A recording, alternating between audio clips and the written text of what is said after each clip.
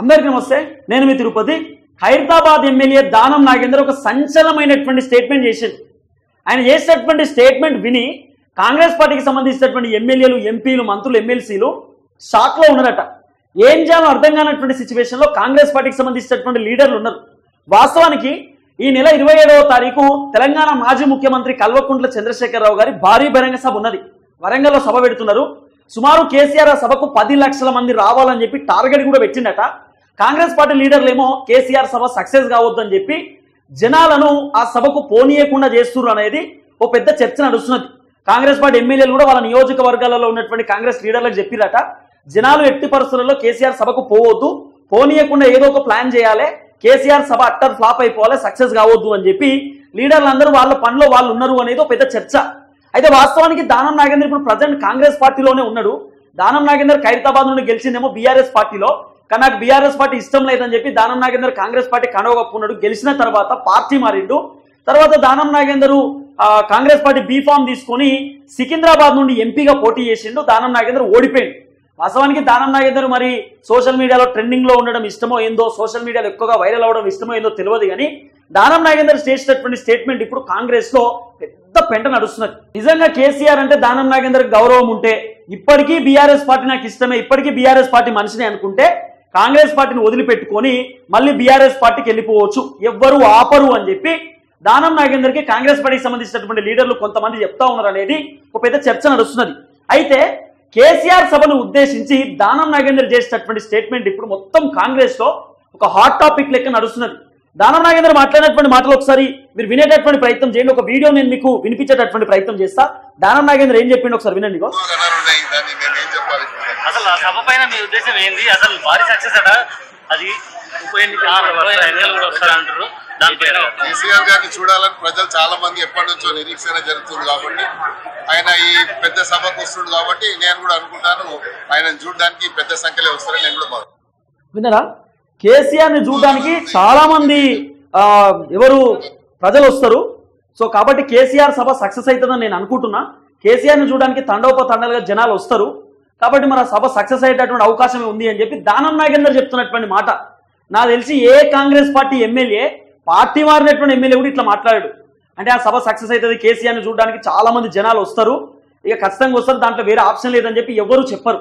గతంలో కేసీఆర్ని బోలా శంకరుడు అన్నాడు, కేసీఆర్ అద్భుతమైనటువంటి వ్యక్తి అన్నాడు, కేటీఆర్ వల్లనే డెవలప్మెంట్ అయింది, ఖైరతాబాద్ మొత్తం డెవలప్ అయింది కేటీఆర్ వల్ల, కేటీఆర్ ఆ ఫార్మా ఈరేసింగ్ తీసుకురావబట్టే మొత్తం ఇక్కడ ఉన్నటువంటి ఖైరతాబాద్ అంతా కూడా అభివృద్ధి జరిగిందని చెప్పి గతంలో మాట్లాడే ప్రయత్నం చేశాడు. అంటే కేసీఆర్ని ఈ మధ్యకాలంలో దానం నాగేందర్ కొంత జోక్తున్నాడు, కొంత జాకీ పెట్టి లేపుతున్నాడు. మరి ఏడే డౌట్ వచ్చిందో తెలియదు, కానీ దానం నాగేందర్ ఒక క్లారిటీలో ఉన్నాడు. నాకు తెలిసి పార్టీ మారినటువంటి ఎమ్మెల్యేలు కూడా ఇట్లా మాట్లాడొద్దు. ఏ కాంగ్రెస్ పార్టీ ఎమ్మెల్యే కూడా కేసీఆర్ సభ సక్సెస్ అవుతుంది, కేసీఆర్ని చూడడానికి జనాలు వస్తారని ఎవరూ చెప్పరు. కానీ దానం నాగేందర్ ఎందుకు ఇట్లా మాట్లాడిండు అంటే, దానం నాగేందర్ కాంగ్రెస్ లో జరుగుతున్నటువంటి పిన్ టు పిన్ కేసీఆర్కి ఏమన్నా చెప్తున్నాడా, కేసీఆర్కి ఏమైనా కోర్టు లెక్క పనిచేస్తున్నాడా, కేసీఆర్ కోసం దానం నాగేందర్ బ్యాక్ ఎండ్ లో ఏమైనా పనిచేస్తున్నా అనేది ఒక పెద్ద క్వశ్చన్ మార్క్ లెక్క వినబడుతున్నది. ఎందుకంటే ఈ మధ్యకాలంలో దానం నాగేందర్ ఎందుకో కాంగ్రెస్ పార్టీతో పడతలేదు. దానం నాగేందర్ ఎందుకో కాంగ్రెస్ లో ఫిట్ గా లేడు, అన్ఫిట్ లెక్క కనబడుతున్నాడు. కాంగ్రెస్ పార్టీ అంటే దానం నాగేందర్కి ఎందుకో ఇష్టం లేనట్టే కొడుతున్నది. ఎందుకంటే ఇప్పుడు దానం నాగేందర్ రేపటి రోజు ఉప ఎన్నికలు వస్తే దానం నాగేందర్కి ఎమ్మెల్యే టికెట్ ఇవ్వకపోవచ్చు. దానం నాగేందర్ ప్లేస్ లో ఆ కాన్స్టిట్యున్సీకి సంబంధించినటువంటి కాంగ్రెస్ పార్టీ లీడర్ ఉంటాడు, ఆ లీడర్కి ఇవ్వచ్చు అనేటటువంటి ఒక చర్చ నడుస్తుంది. కార్పొరేటర్ ఉంటాడు కాంగ్రెస్ పార్టీ లీడర్, రాజు ఆయన సంథింగ్ ఎవరు ఉంటారు, రాజు అని చెప్పి ఒక ఆయన ఉంటాడు అనుకుంటా, ఆయనకి ఇచ్చేటటువంటి అవకాశం ఉందని ఒక చర్చ నడుస్తుంది. పెద్ద పెద్ద ఫ్లెక్సీలు, బ్యానర్లు కూడా ఆ కాంగ్రెస్ పార్టీకి సంబంధించినటువంటి లీడర్లే కనబడుతున్నాయి. తర్వాత పీజేఆర్ బిడ్డ విజయరెడ్డికి కూడా మరి టికెట్ ఇవ్వచ్చు, దానం నాగేందర్కి ఇవ్వకపోవచ్చు. ఎందుకంటే ఖైరతాబాద్ లో దానం నాగేందర్ పేరు అంతా కూడా ఆగమాగం ఉన్నది. దానం నాగేందర్ కాన్స్టెంట్ గుట్టలేడు, పార్టీలో బీఆర్ఎస్ లో గెలిచి కాంగ్రెస్ లోకి పోయిండు. దానం నాగేందర్ మీకు ఓటేయమనేటటువంటి ఆలోచనలు కూడా జనాలు ఉన్నారనేటువంటి ఒక చర్చ కూడా ఉంది. కాబట్టి దానం నాగేందర్ ఎందుకు ఇట్లా మాట్లాడిండు, దానం నాగేందర్ మాట్లాడడానికి గల కారణం ఏందనేది పెద్ద క్వశ్చన్ మార్క్. చూడు ఇగో అది ఉప ఎన్నికలు వస్తారంటారు. కేసీఆర్ గారిని చూడాలని ప్రజలు చాలా మంది ఎప్పటి నుంచో నిరీక్షణ జరుగుతుంది కాబట్టి, ఆయన ఈ పెద్ద సభకు వస్తుంది కాబట్టి నేను కూడా అనుకుంటాను ఆయన చూడడానికి పెద్ద సంఖ్యలో వస్తారని నేను కూడా భావిస్తున్నాను. పెద్ద సంఖ్యలో వస్తారు జనాలు అంటే ఏం చెప్పినట్టు, ఇప్పుడు కాంగ్రెస్ కి సపోర్ట్ చేసినట్ట, బీఆర్ఎస్ కి సపోర్ట్ చేసినట్ట. ఇప్పుడు కాంగ్రెస్ పార్టీ ఎమ్మెల్యే ఏం చెప్పాలి, సాధారణంగా ఏ ప్రతిపక్ష పార్టీ లీడర్ అయినా కూడా, అంటే ప్రతిపక్ష పార్టీ లీడర్ అధికార పార్టీలను క్వశ్చన్ చేయడం, అధికార పార్టీని తిట్టడం సర్వసాధారణం రాజకీయాలలో. అధికార పార్టీ ఎమ్మెల్యే ప్రతిపక్షం వాళ్ళు సభలు పెడతా ఉంటే మీటింగ్లు పెడతా ఉంటే వాళ్ళని ఉద్దేశించి మాట్లాడతారు. వాళ్ళు పార్లమెంట్లో ఓడిపోయారు, అసెంబ్లీలో ఓడిపోయారు, ఎమ్మెల్సీ ఎన్నికలలో పోటీ చేయలే, గాలతో ఏమవుతుంది, కేసీఆర్ సభకు ఎవరు వస్తారు, కేసీఆర్ అసెంబ్లీకి కూడా ఎప్పుడు రాలే, కేసీఆర్ అసలు బయటకు వచ్చే పరిస్థితే లేదు, కేసీఆర్ సభకు ఏ జనాలు పోరు ఫ్లాప్ అయిపోతుంది అని చెప్పి చెప్పాలి, కేసీఆర్ సభ వర్కౌట్ కాదని చెప్పి చెప్పాలి సాధారణంగా అధికార పార్టీ ఎమ్మెల్యేలు. కానీ దానం నాగేంద్ర ఇట్లా మాట్లాడడానికి గల కారణం ఏందనేది పెద్ద క్వశ్చన్ మార్క్ లెక్క వినబడుతున్నది. ఇదే స్టేట్మెంట్ దానం నాగేంద్ర ఇంకో స్టేట్మెంట్ కూడా ఇచ్చింది. ఏం తెలుసా మీకు అందరికీ కూడా? స్మితా సబర్వాల్ తెలుసు కదా, స్మితా సబర్వాల్ హెచ్సియుకు సంబంధించిన ఒక ట్వీట్ చేసింది కాంగ్రెస్ ప్రభుత్వం పైన. ఆ హెచ్సియుకు సంబంధించినటువంటి భూముల వ్యవహారంలో ఆ ప్రకృతిని మొత్తం ఆగం చేస్తా ఉన్నారు, అక్కడ జంతువులు అవన్నీ కూడా ఉన్నాయి, ఇబ్బంది పడతా ఉంది, మీరు ఏ విధంగా చెట్లు కొట్టేస్తారు, పద్ధతి కాదు కదా అని చెప్పి స్మితా సబర్వాల్ ఒక ట్వీట్ చేసింది. ఆ ట్వీట్ కూడా మీకు ChatGPTలో ఈ మధ్యకాలంలో గిబ్లీ అని చెప్పి ఒక మొత్తం ఇమేజెస్ వస్తున్నాయి, గిబ్లీ అని చెప్పి. ఆ గిబ్లీ ఇమేజెస్ ని ఆమె ట్యాగ్ చేసి ట్విట్టర్లో ట్వీట్ పెట్టింది. ఆమె పెట్టినటువంటి ట్వీట్ కూడా కరెక్టే, ప్రభుత్వాన్ని ఉద్దేశించి ఆమె ట్వీట్ పెట్టలేదని చెప్పి స్మితా సబర్వాల్ని కూడా సపోర్ట్ చేసిండు. ఎవరు? దానం నాగేందర్.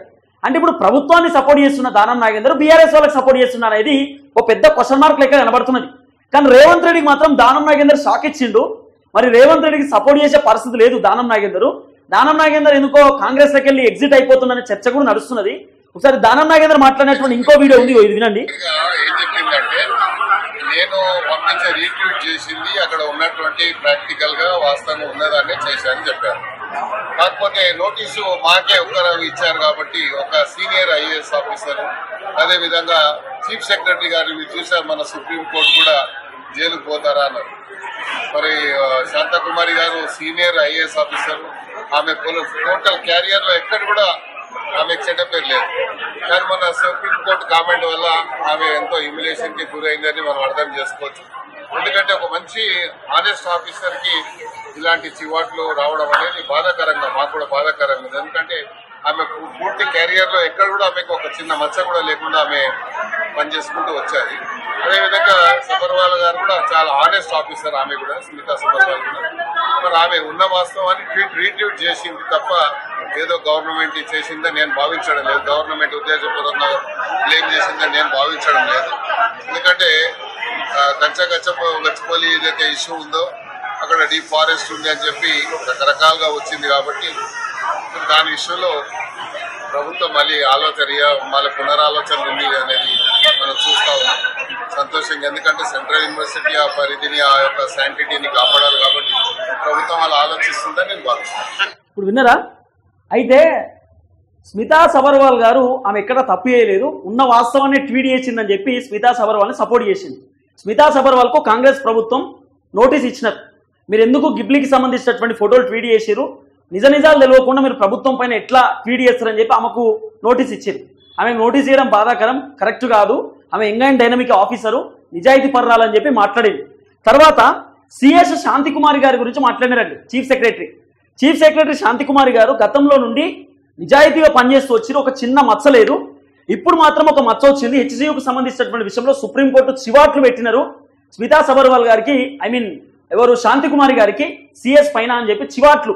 అంటే శాంతికుమారి గారికి సుప్రీంకోర్టు వార్నింగ్ ఇచ్చిరు అని చెప్పి దానం నాగేందర్ చెప్తున్నటువంటి మాట. అంటే బీఆర్ఎస్ గవర్నమెంట్ లో కేసీఆర్ దగ్గర సిఎస్ గా పనిచేసేటప్పుడు బాగానే ఉంటుండే, ఇప్పుడు కాంగ్రెస్ ప్రభుత్వంలో మాత్రం బాగాలేదు అని చెప్పి మాట్లాడుతున్నాడు. అంటే ఇప్పుడు ఈ అంశమే వస్తుంది కదా, బీఆర్ఎస్ ఓకే కాంగ్రెస్ వేస్ట్ అనేటటువంటి తరహాలోనే కదా దానం నాగేందర్ మాట్లాడేది.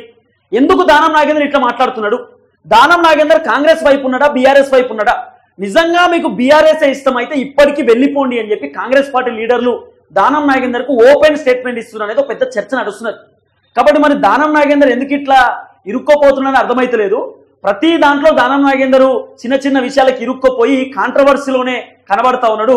మరి ఈ దానం నాగేందర్ వ్యవహారం ఎక్కడ దాకా పోతుంది, ఈ దానం నాగేందర్ ఇట్లా మాట్లాడడానికి గల కారణం ఏందనేది కూడా ముందు వేచి చూడాలి. పునర్నిర్మాణం అంటే పునరాలోచన చేస్తున్నట, మళ్ళీ ఈ కంచె గచ్చిబౌలికి సంబంధించినటువంటి వ్యవహారంలో ఆలోచన చేయాల్సినటువంటి అవసరం ఉంటుంది ప్రభుత్వాలని చెప్పి దానం గారు చెప్తున్నటువంటి మాట.